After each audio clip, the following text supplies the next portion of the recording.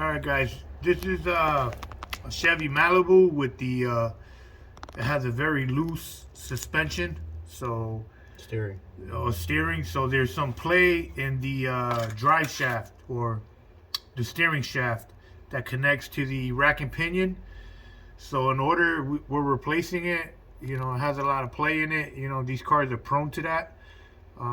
This is a 2005? A 2007 Malibu. But, you know, there's problems in most of these cars. From underneath, you just loosen up the bolt. It's an 11 millimeter.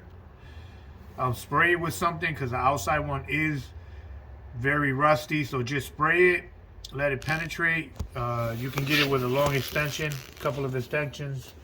You can remove the wheels so it's a little easier, the angle of you to get it.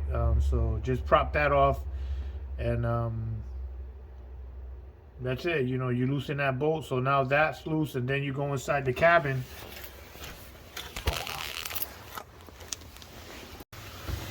Inside the cabin, you're going to find another one underneath. You know, remove the panel. You're going to remove the dash, the bottom half of the dash, and the bolt that's in there, you got to remove it all the way out for it to slide down. So make sure the bolt gets removed all the way out, and then you can just slide it down. Remove the bolt. Yeah, I'm trying. 1 second. There we go. And then just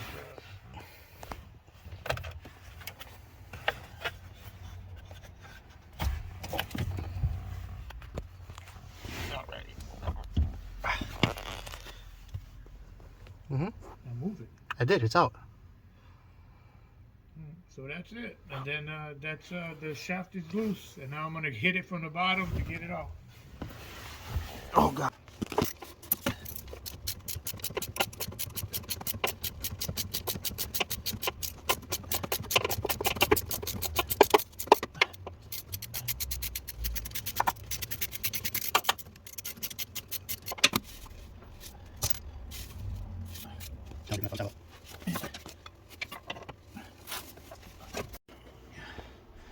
Alright, so when you start this part here is going to be rusted on.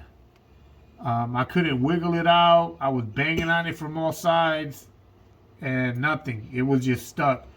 What really helped was putting a long screwdriver in between the slit, and it spread it open, and it just fell off. Once it spreads open, you see the screwdriver in there. I had a long screwdriver. I hit it with a 4-pound mallet. Get you one of these boys, Harbor Freight, hook you up. Just get it from the slit. I tried banging all around it. It didn't do anything with a pry bar. Just get it from the slit, open it, and it falls right out. So that's what you got to do. So make sure you get a long enough screwdriver, a nice heavy one that goes right in between the crack, and boom, it releases. And it comes out from the top. Alright, so when you buy your new part, it's going to be a lot shorter. Just make sure you buy the right one. And you're probably going to be wondering, like, holy shit, this doesn't fit. So before you go crazy, these things extend. So make sure you're probably going to you're going to be like, it's the wrong size. Just, you know, hit it with a hammer or something just to pop it open. But they stretch from here. See how it comes out? So sometimes the paint, you know, binds or whatever, but they do move, you know, so you see how much it's stretched out. So, you know, just tap it and it'll be the right size. And then just remember, remove the screws all the way out, place it from the inside down, and reattach the 2 bolts, and you're all set. Alright guys, so when you get your piece, make sure that before you install it in the car, you drive something in here, a chisel or pry bar, just to spread it open a little bit so it's easier, especially the one that goes on the inside of the car. Remember, the boot goes like this, so this part goes outside. And remember, they all, you know, compress. So just hit them with a hammer if they're a little bit stubborn. And then just the screws, they go into the notches on the shaft. Just line it up with the notch inside the shaft on the car, and get it in there and just tighten it all up, and you'll be good as new. So just be patient, and you know, releasing it is take the bolts out, especially the one inside the car. Take the bolt all the way out. Same thing on the one on the bottom, and then just tap it and it comes right out. And just the bolts for the dashboard, 2 on the sides and 2 on the, you know, here on the side. Just